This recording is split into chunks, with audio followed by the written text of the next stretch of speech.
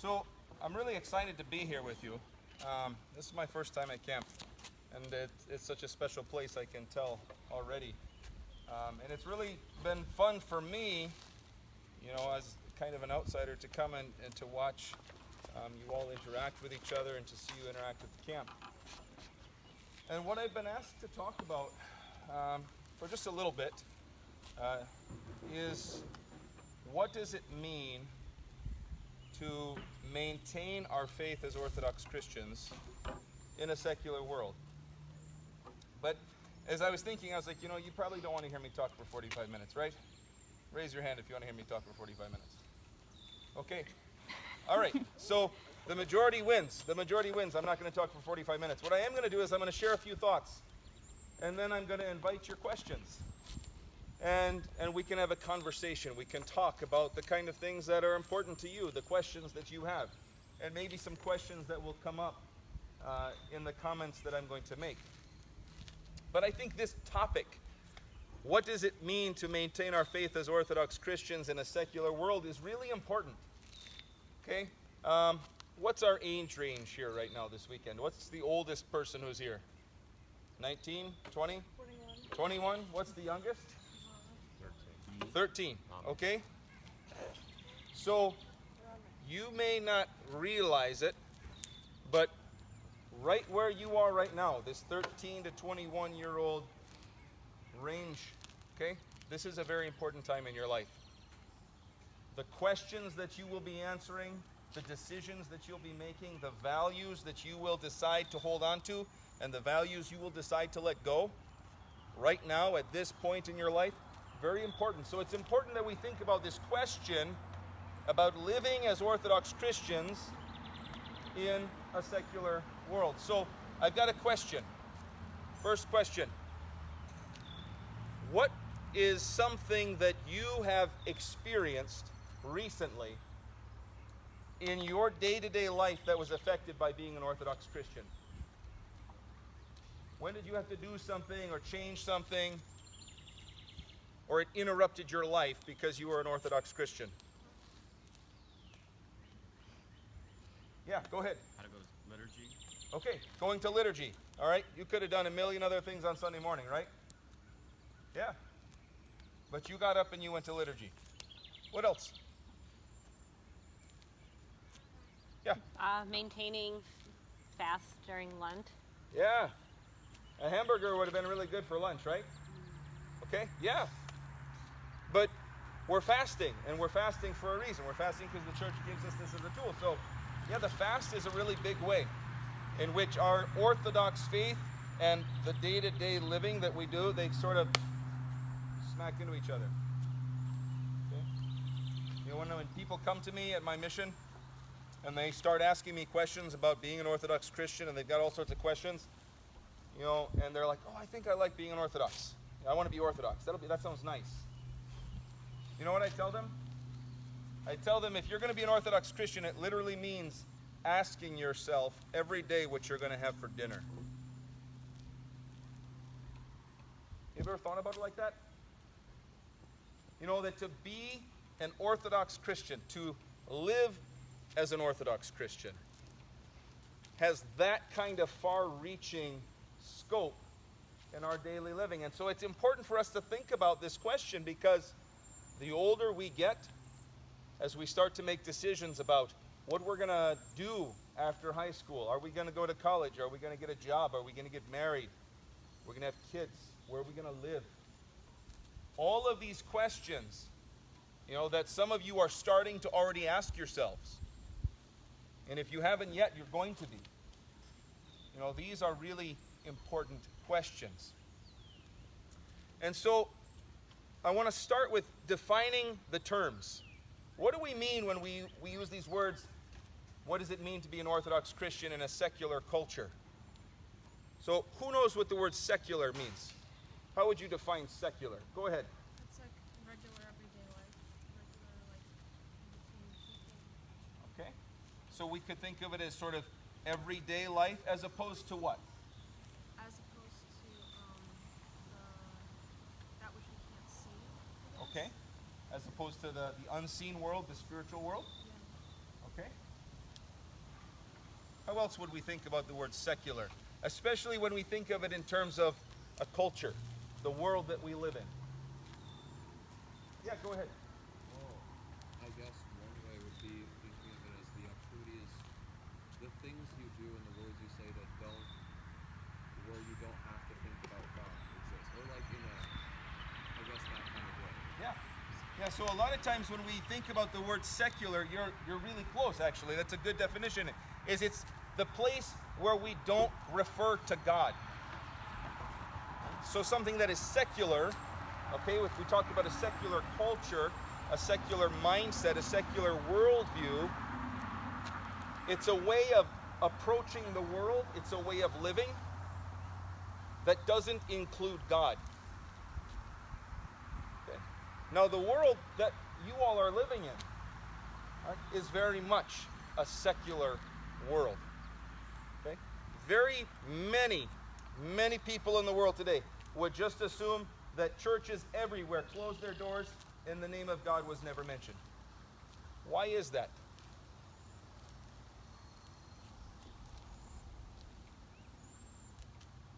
Why don't we like to talk about God every day?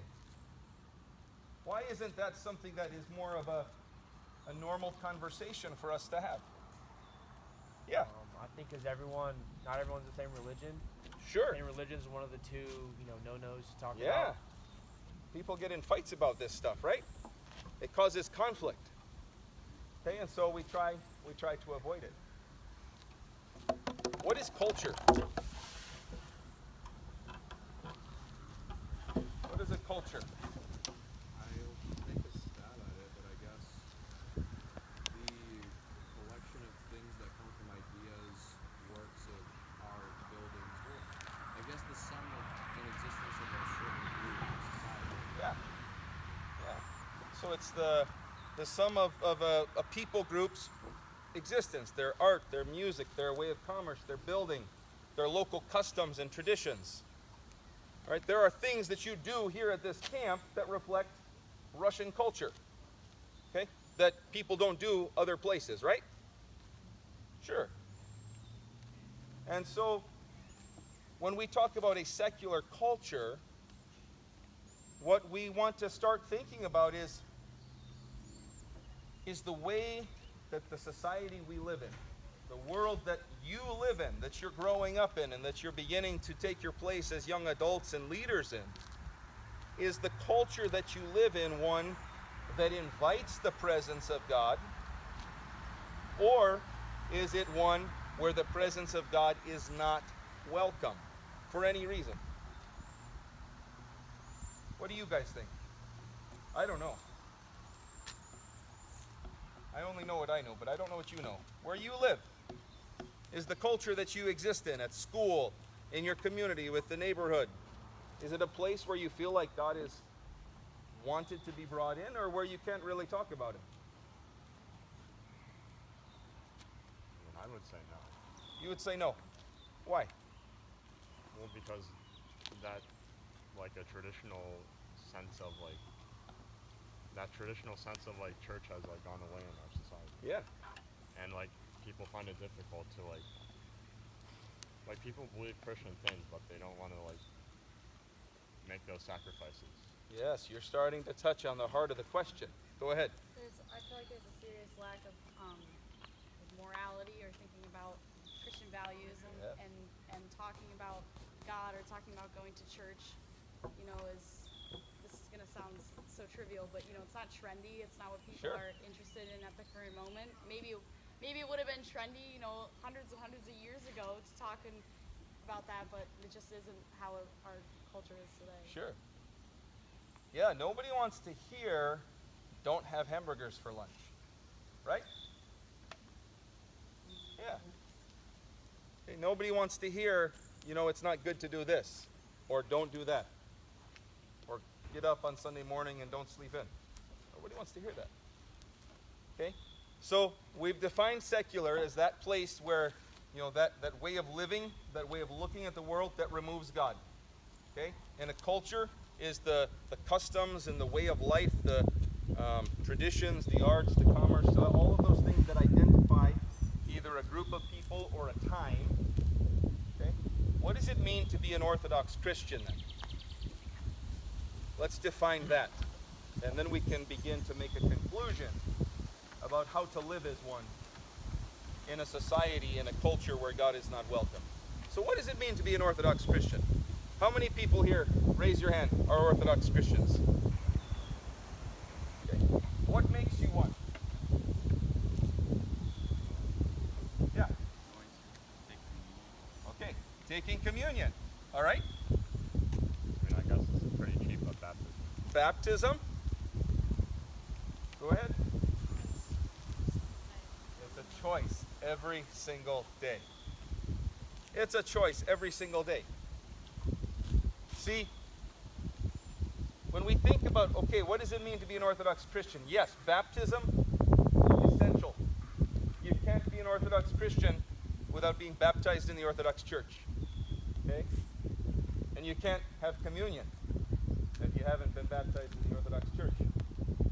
But you also can't be an Orthodox Christian without living as an Orthodox Christian.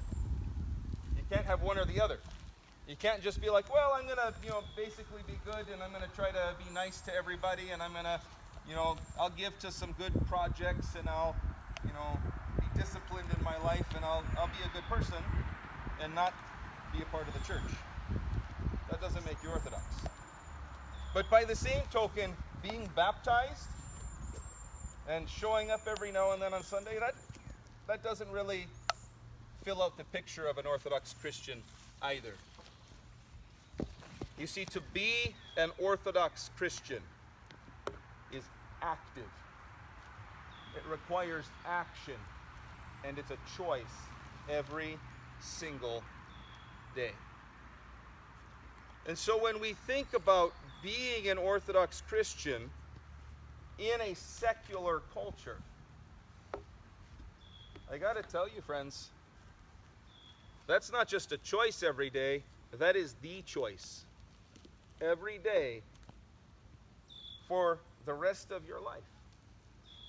To make a conscious decision when you get up each and every day to say, today I am going to live as an Orthodox Christian. I'm going to live in a way that reflects the faith that I say that I am. Because this is what we usually do. All right, this is what I did for the first 20 years of my life. All right, so for the first half of my life, this is how I existed. Tell me if this sounds familiar. All right, I had church Micah, and then I had Micah the rest of the time. And that person who went to church on Sunday was not the person the other 6 days of the week. All right, we compartmentalize our lives. So when we go to church, when we're with our church friends, all right, I acted a certain way. I talked a certain way. I behaved a certain way. I acted a certain way around certain people. But then when I wasn't with them, when it was Friday night in high school, I was a very different person than a Sunday morning person in high school. Right? Friday night in college, very different than Sunday morning in college. Tuesday afternoon, very different. Because I was compartmentalizing one part of my life, saying, okay, I'll be, and I wasn't even Orthodox at the time. All right? But I was compartmentalizing one part of my life that I was willing to say, okay, this part of me can have faith. This part of me, I'll talk about God. But then the other vast majority, I did whatever I wanted. I acted however I wanted. I spoke however I wanted. I did the things that I cared about, the things that made me feel good, the things that made me happy. And see, this is where the secular culture, where we don't want God, and our Orthodox faith, this is where they sort of crash into each other. This is where there's a collision. And sometimes it's very jarring. Because the world that we are living in, the world that you're growing up in, it says you are the most important person in the world. It says that you're the most important person in your life.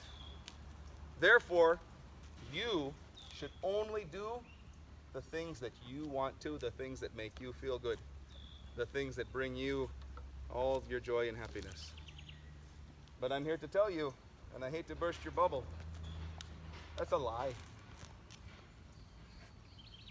Because when we do that, when we say, you know what, I am number one, only me, I'm going to live for me, I'm going to put me first, what we wind up doing, sometimes in a very short period of time, sometimes it takes longer, we wind up completely removing ourselves from everything around us. We make ourselves our own little kingdom, but it's a kingdom of one. It's a very lonely place. It's a place that isn't where we were intended or meant to ever be. Because when we were created, when you were made, when God formed you in your mother's womb, you were designed to be connected to the people and the world around you. And as you know, when you spend time with someone, when you're in the same place as them, think about when we have mealtime. If everybody was going to be first in line, who would be first in line? Everyone. Nobody or everyone. Or there'd be some who got trampled under others. We'd get there, but we'd do so at the expense of the ones around us. And so what's the solution to that? How do we do that? Well, some of us wait. This is how we exist with each other. This is how we are meant to live. It means sacrifice. Who said that earlier? Somebody said sacrifice. It's at the root. It means saying, I'm not the most important. I'm not the only one who matters. It's acknowledging two things. It's acknowledging, number one, the presence of God. And number two, the presence of others. And if we act as if there is no God, and if we act as if no one else matters, then we put ourselves on this crash course to isolation and complete unhappiness in every way possible. So to be an Orthodox Christian, this may not have been what you thought you were going to hear, and that's okay. To be an Orthodox Christian, though, means making a choice, first of all, to be an Orthodox Christian. Now you might think that sounds silly because I just said the same thing. But it really is. It starts there. It starts making a decision, not just that, oh yeah, I'll go to church when my parents take me to church, or I'll, say the prayers when we march down because we have to. But living as an Orthodox Christian in a secular culture begins by making a conscious decision to be an Orthodox Christian, to live like one, to live according to the teachings of the church, even when sometimes that comes in conflict with the teaching of the world. It's that daily choice. And so how do we get there? How do we begin to live as Orthodox Christians? I would suggest 3 practical tips, and then I'm going to sit down and invite your questions. But the first thing that I would suggest that we need to start, if we aren't already, if we are going to seek to live as Orthodox Christians, is we need to learn to be critical consumers. Who thinks they know what that means? To be a critical consumer. To be skeptical about everything that comes in, that information you receive, and to analyze it, make sure you don't just take it for what the person's telling you it is, but to actually analyze what their intentions are. To be thoughtful, yeah, to actually think about what it is we are taking in. Okay, because we're surrounded, all right, especially when we're not at a beautiful, camp setting like this, we're just surrounded by messages, by noise, by advertising, by all sorts of entertainment, all sorts of things that are sending messages, and we oftentimes, if we don't think about it, we just sort of absorb all of that. And some of it's good, a lot of it's not. And if we aren't thoughtful about what we're taking in, then we can, without even realizing it, absorb all sorts of ideas, all sorts of values, all sorts of ways of living that really aren't good for us. So we need to be thoughtful. We need to consider what it is that we put into us. Why? Because what we put in is what we become. And it's what comes out of us. Okay? We eat junk food all the time, we turn into junk food. All right? We suffer for it. Our bodies suffer for it. If we put junk into us spiritually, mentally, then we become, garbage cans of spiritual junk. And that's not good for us. That's not healthy for us spiritually. So we have to think about what it is that we put in. What do we listen to? What do we watch? What kind of games do we play? What kind of, messages do we expose ourselves to day after day after day? Some things we have very little control over. They're just around us, and we have to be careful then, about where we put our attention and what we focus on. But some things we do have control over. And so, number one, we need to think about this and become critical consumers. Number two, we need to learn how to pray. Now, I don't just mean, the prayers that we stay here in the morning, right? But we need to every day, not just at camp, not just on Sunday morning when we go to liturgy, but we need to learn how to pray. And I think sometimes that's scary to people. Well, I don't know how to pray, Father Micah, or I don't have time to pray, Father Micah, or I prayed and nothing happened.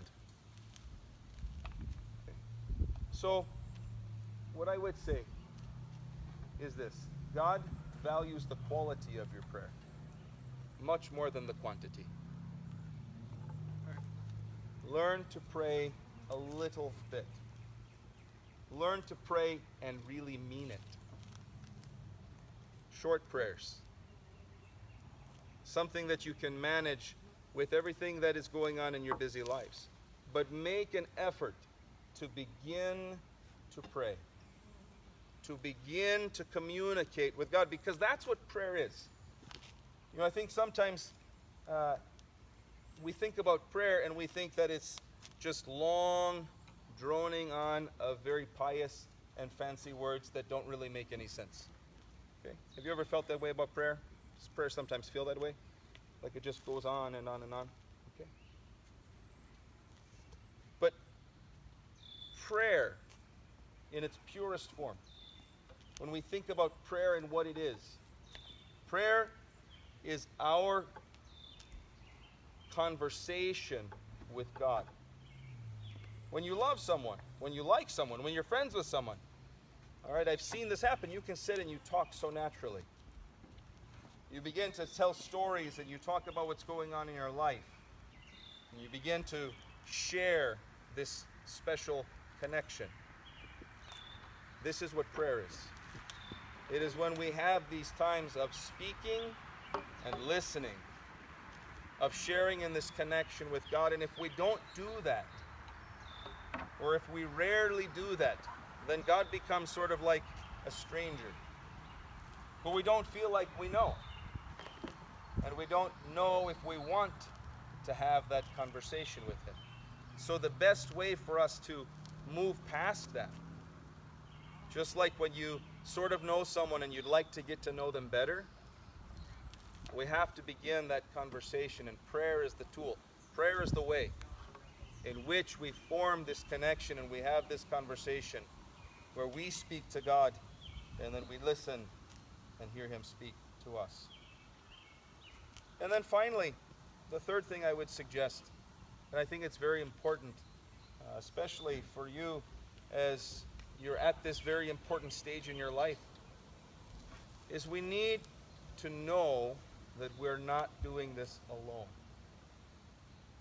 So this camp is really a beautiful thing, because where you live the rest of the time, you may not know a whole lot of Orthodox people your age. Maybe you do, and if you do, that's great. But you may not. And so it can be even harder to make these conscious decisions, to make the choices to live according to our faith every day when we feel like we're the only one doing it. And so it's important to foster relationships with each other and with other people who are struggling to do this so that you can support each other. So that you know that there are other people who are making the same choice, who are making the same sacrifices, who are aiming for the same goal. So that we don't get discouraged and we don't feel like we're doing this alone. And, I think especially this time that you have now, this weekend even, just for a few short days, is really important for that. You're going to have a lot of fun, and I know we've already had fun, and that's good. There's going to be lots of time to play and for games and for having a good time. But what we want to make sure is that we're not compartmentalizing and saying, okay, we'll have church for this little bit of our week, this little bit of our weekend. We'll talk about our faith now, and then the rest of the time, who cares? Okay? The world isn't going to be changed if that's how we live. What we need to be seeking to do is to bring our faith, our values, the core of who we are as Orthodox Christians, and be whatever it is that the Lord calls us to be, whether that's a doctor, a teacher, a farmer, a welder. Whatever the Lord calls us to be, we don't want to compartmentalize and say, okay, today, I'm Dr. So-and-so, and then tomorrow I'll be Orthodox so-and-so. No. Be the best Orthodox doctor. Be the best Orthodox teacher. Be the best Orthodox farmer or welder or whatever it is. Bring your faith into every aspect of who you are. And that's how we then begin, bit by bit, to no longer have this compartmentalized world where we have faith over here and keep God out of everything else. That's how we bring God into every aspect of our life. And I hope that that's something that you think about, and I hope that you begin internally to ask yourself, am I bringing my faith into all of my life, or am I keeping it sort of tucked over here in the closet? What I'd like now is to hear your questions, to hear what are the struggles that you have, what are the questions you have about, what that might look like, or anything really for the rest of this time that we've got. I'm just going to sit here, and since nobody brought any rotten fruit to throw at me, you can send your questions this way instead.